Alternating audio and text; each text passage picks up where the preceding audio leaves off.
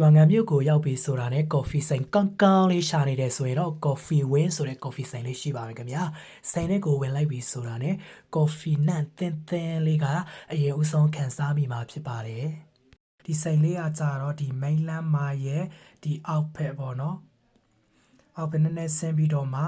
ကိုပလောင် guest house ရဲ့မျက်နှာချင်းဆိုင်မှာရှိပါတယ်ခင်ဗျာဒီဆိုင်လေးတွေကိုဝင်လိုက်ပြီဆိုတာနဲ့ရိုးရိုးရှင်းရှင်းနဲ့ဆိုင်ခင်းကျင်းထားတဲ့နေရာလေးကိုတွေ့မြင်ရမှာဖြစ်ပါတယ်ခင်ဗျာလက်ဆောင်ဖြစ်ဝယ်သွားချင်တယ်ဆိုရင်တော့ဒီဆိုင်မှာဝယ်သွားလို့လည်းရပါတယ်ခင်ဗျာ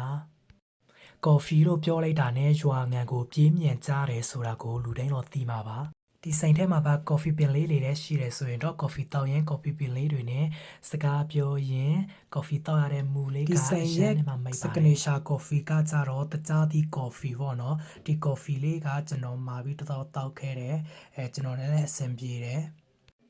ဒီကော်ဖီရဲ့အရသာကနူးညံ့ပြီးတော့ခါတသက်မဟုတ်လို့တောက်ရတာအရင်အဆင်ပြေတယ်ဒီဆိုင်မှာဆိုရင်ကော်ဖီအပြင်အခြားသောမီနူးတွေလည်းရပါသေးတယ်ခင်ဗျာဒီကော်ဖီပင်လေးကိုကြည့်ပြီးတော့မှကော်ဖီတောက်ရတဲ့အရာတာကဘယ်မှာမှမရပါဘူးဒီရွာငံမှာပဲရတာဖြစ်ပါတယ်ခင်ဗျာ